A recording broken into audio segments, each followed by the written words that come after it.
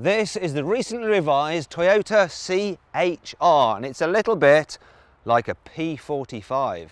Now, if you're not British, let me explain. You see, a P45 is the official government document you get when you leave your place of employment, usually because you've been sacked. So, telling you this link to get it. This car's called the C-HR. Go see Human Resources. You've done something wrong, you're going to get fired. Yeah, that took some explaining. So will the positioning of this car. You see, in terms of size, it's sort of similar to a Skoda Kamiq or a Peugeot 2008, but in terms of pricing, it's more like their bigger brothers, the Karoq and the Peugeot 3008. Let's kick off this review by talking about the C-HR's design. I've always loved the look of this car. It's super striking, really good looking thing, and they tweaked it slightly. So the car now has, did you see that? It now has scrolling indicators. Wow!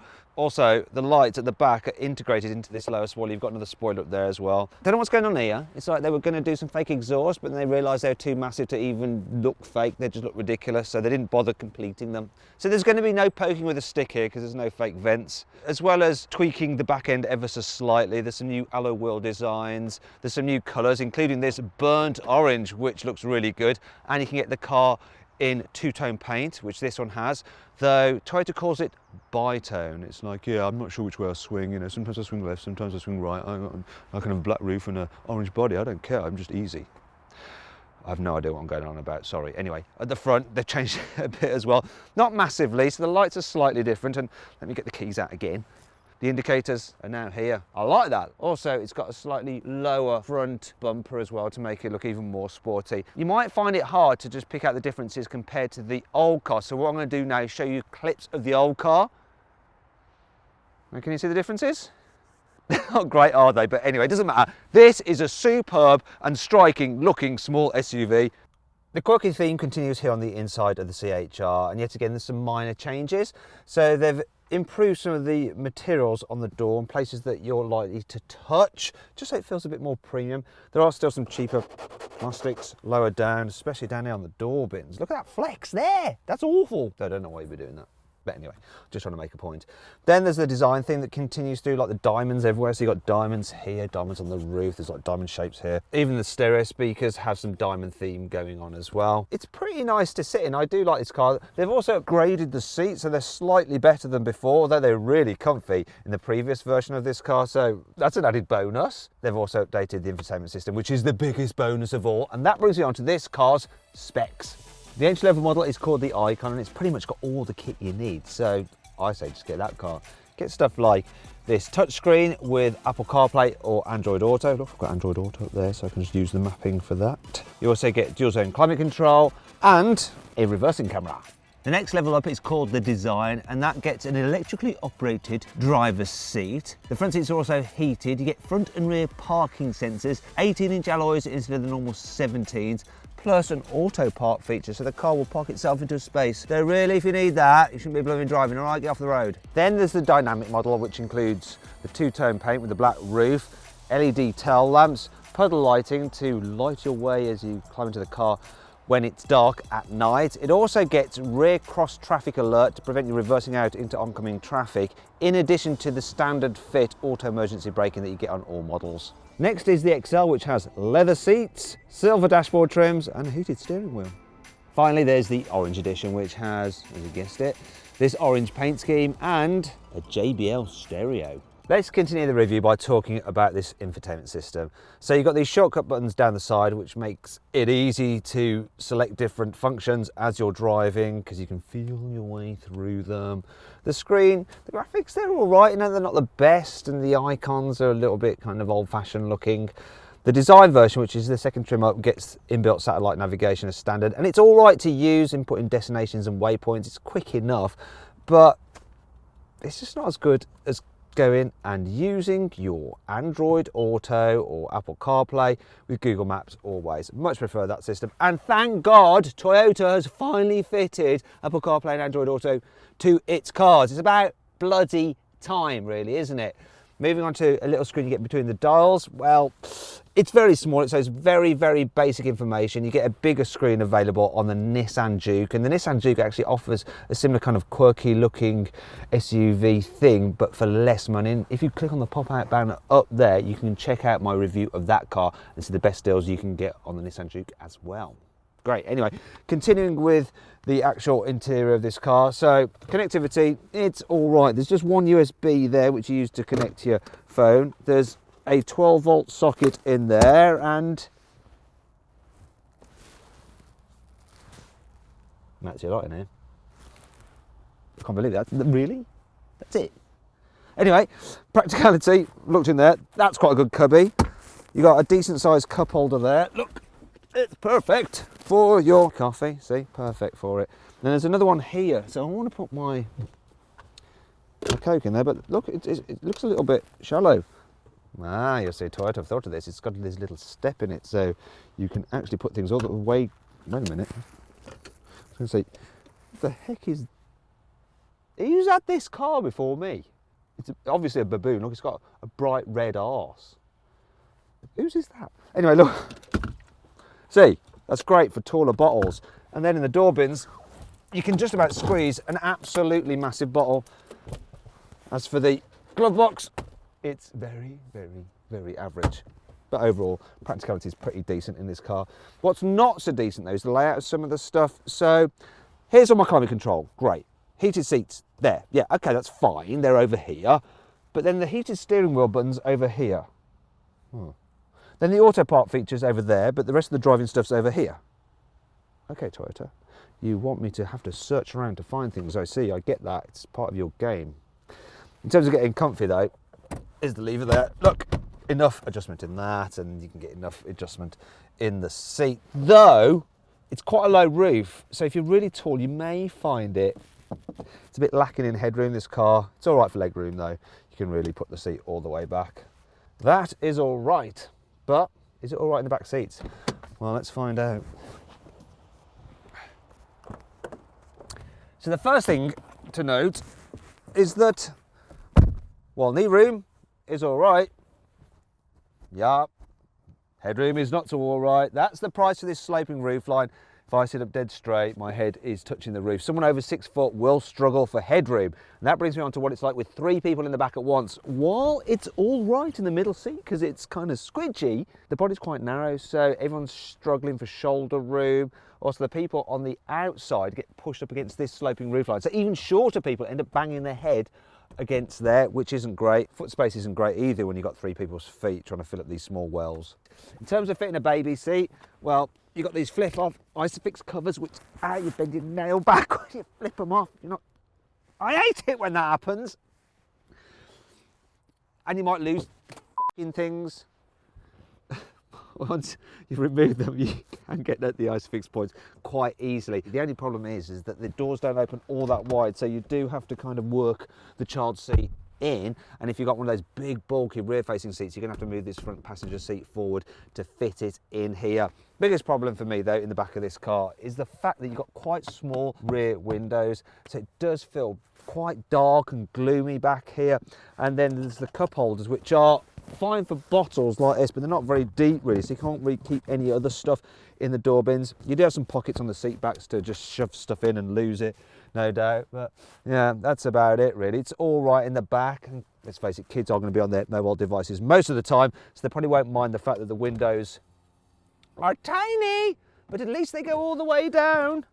Biggest problem though is, look, yet again, where the hell are the USB inputs so I can charge my kid's iPad or whatever to keep them quiet on the journey? They're going to run out of battery, they're going to start talking to you, and that's just going to drive you nuts. Let's check out the boot anyway. So this car has a low capacity of 377 litres, which is a little bit smaller than other similar size SUVs, but not by much. However, if you're one of these cars with a big ass boot, check out the Ford Puma. Yeah, the new version, not the old coupe thing. The boot is quite square, so it's easy to pack. It's a bit of a lip to lift things over, but not much, so you can actually just do that to it. And this is hard wearing plastic, and look, ooh, more diamonds, how cool is that?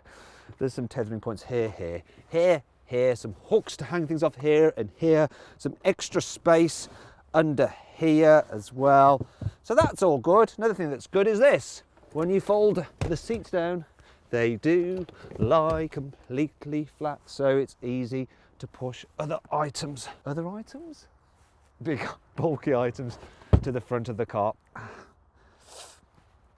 My nail's still hurting from earlier. I've like ripped, I'm gonna have to get some nail clippers. And that brings me on to 5 annoying things about the Toyota C-HR. The rear seat backs are super wide, and that means that if you're in the back, it's quite hard to see forward. Look, it's really, really hard to see what's going on. It's really hard, isn't it, like that? Ah! See what's also annoying? The way this roofline slopes inward and you've got these blooming grab handles here, it's so easy to bang your head on them, and you can do it when you're getting out of the car. That really hurt, actually. Annoyingly, you can't fit the parcel shelf underneath the boot floor like that, so you have to leave it in there. But of course I'm not going to do that. You know what I'm going to do? I'm going to throw it. That literally flew. Now all you people are probably going, don't treat the car like that, but I'm just getting my revenge for what it's done to me so far in this video by banging my head on it and hurting my nail. The inbuilt sat-nav takes forever to calculate a route, and I'll illustrate that now by selecting Edinburgh and see how many laps of the car I can run in the time it takes it to work out the route. Let's do this.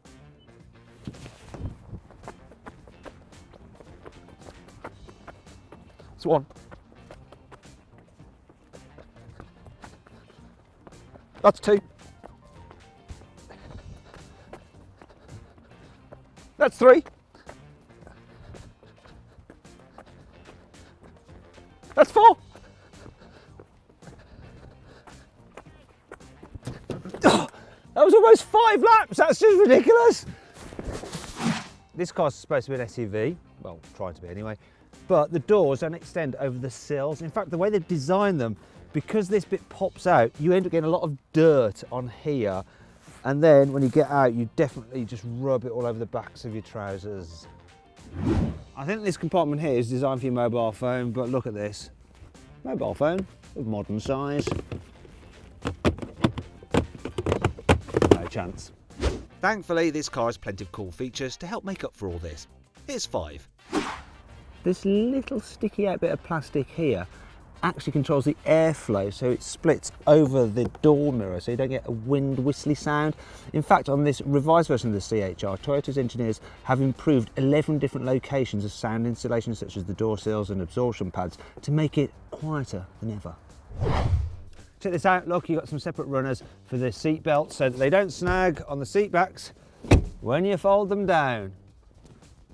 Wait a minute, there's actually some more diamond design under there.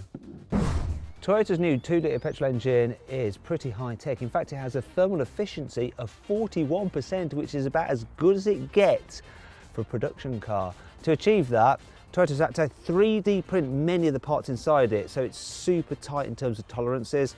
Also, it's about 20% lighter than the old Toyota 2-litre engine, weighs in at 113 kilos, which is pretty impressive.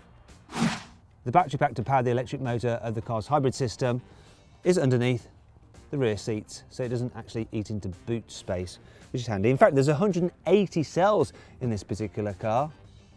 Oh, wait a minute, look, there's some more diamonds here, and on the speaker grille as well.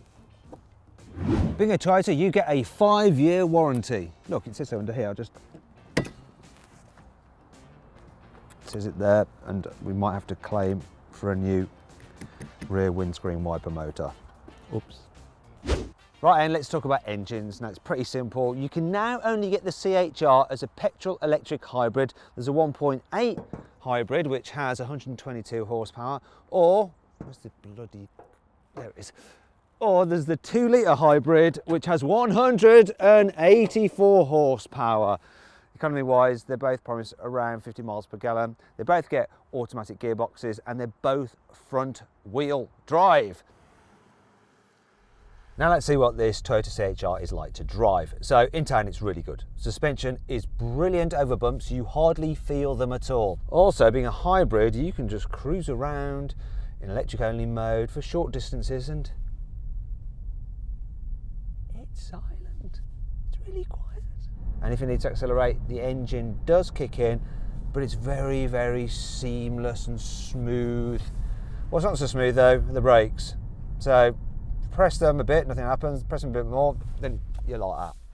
Part of the reason is that the braking actually regenerates lost energy and puts it back into the battery. So there's this weird transition between the actual motor doing the braking and the actual brakes doing the braking. And so it's a bit hard to judge, which can get on your nerves.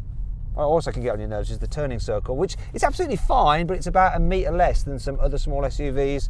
So U-turn wise, it's not the tightest turning, but it's still okay. Look, oh, there we go. Oh gosh, actually that's not bad at all. What the hell was that? More, feel sick now. When you get out onto the motorway, the 2-litre version of the CH-R, which this car is pretty punchy. So combined petrol propulsion and electric motor gives you instant response. And then you can hear that though, as you're accelerating, you get this moo groaning sound. It's due to the nature of the gearbox. Basically what it does is hold the engine at constant revs for maximum performance, and then the gearbox does its thing to make you increase the speed. That's why you get that weird noise. You think a hybrid's going to be efficient, and indeed this one is. So I'm averaging almost 44 miles per gallon, which is similar economy you'll get from a diesel in real world driving, but obviously this is a petrol, so you don't have that whole kind of diesel smelliness on your hands when you fill it up, or the fact that diesel probably isn't quite so good for the environment. Finally then, let's see what this CH-R is like on a twisty road. So, it can go round corners all right. Doesn't roll about too much or lean. It's got enough grip. It does a fine job. Would I say it was fun? It's adequate. It's adequate. Thing is though, I know this car underneath the skin is very, very similar to the Toyota Corolla, but because the Corolla's lower to the ground, that just feels sharper to drive, and dare I say it, actually a bit of fun on a twisty road. So really, you've got to question whether you want this. You're going to pay the extra for this for the styling, really. But if you want to save some cash, just get the Corolla. I think it's brilliant. In fact, click on the pop-out banner up there to watch my in-depth video review of that car. I'll probably just have the Corolla to tell you the truth. Although I do love the look of this thing.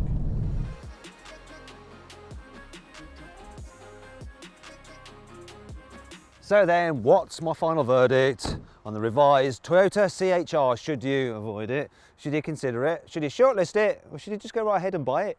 Well, I reckon you should consider the CH-R. I love the way it looks and it's nice to drive, but it's just a little bit too expensive and it could do with being a touch more practical.